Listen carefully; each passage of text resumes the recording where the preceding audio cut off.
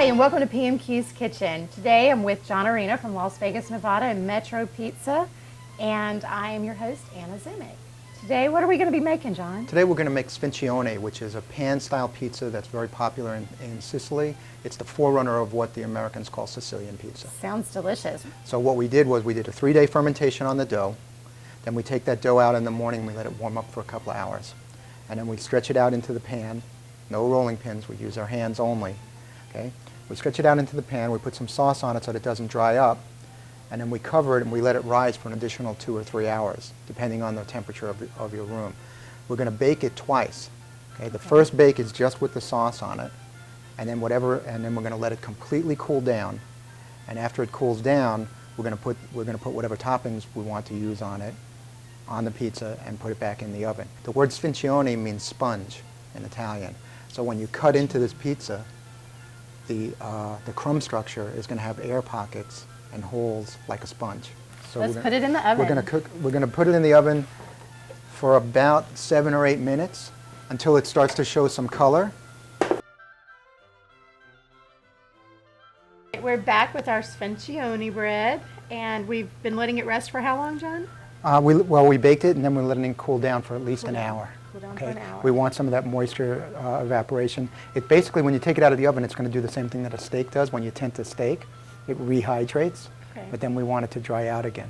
So what kind of cheese are you grating? This is a Pecorino Romano. We're going to make half of this pizza in the modern way, which will use some mozzarella cheese. Okay. And then we're going to make half of it the old way, which is just sauce, Pecorino Romano, and breadcrumbs.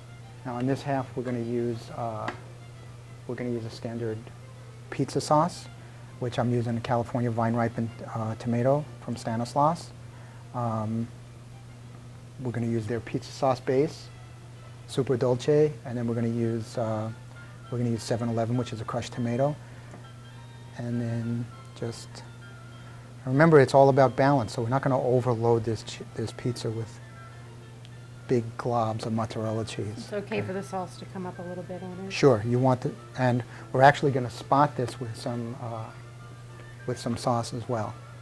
What we're going to do is we're going to spot it with a little of the al dente Stanislaus pasta sauce, which has a little bit of onion in it. Okay, and that's sort of a nod to the old tradition, because typically when you make Sfincione, you make a sauce that's sweetened with onion. It has a lot of onion in it. And if you were making this pizza in Sicily, you would also dissolve some anchovy in it. And we're going to put some Pecorino Romano.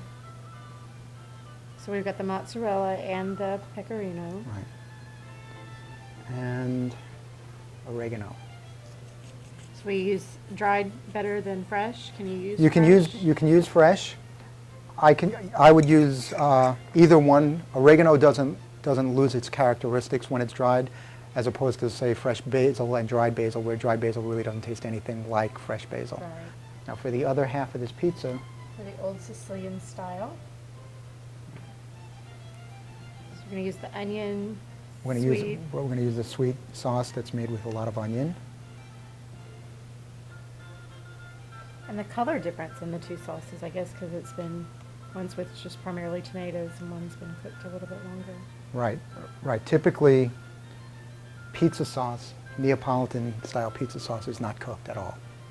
It's put on fresh. Just fresh, right, just crushed tomato. Again, with the balance, not too much, not too little. Right.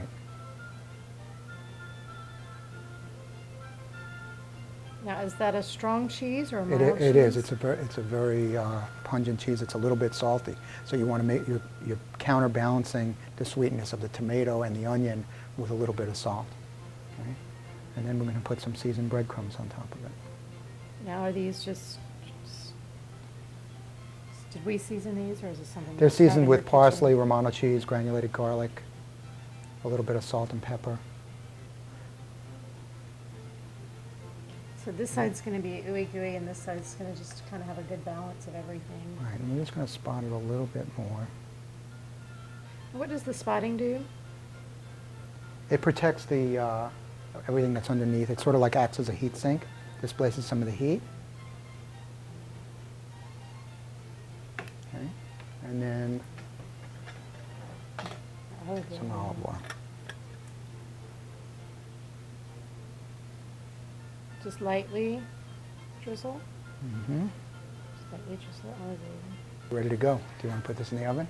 Do we put it in just like this? We're going to put it in like that, and then about after the cheese melts, we're going to take it off and put it right on the stone and finish it. Crisp up the bottom. Yeah.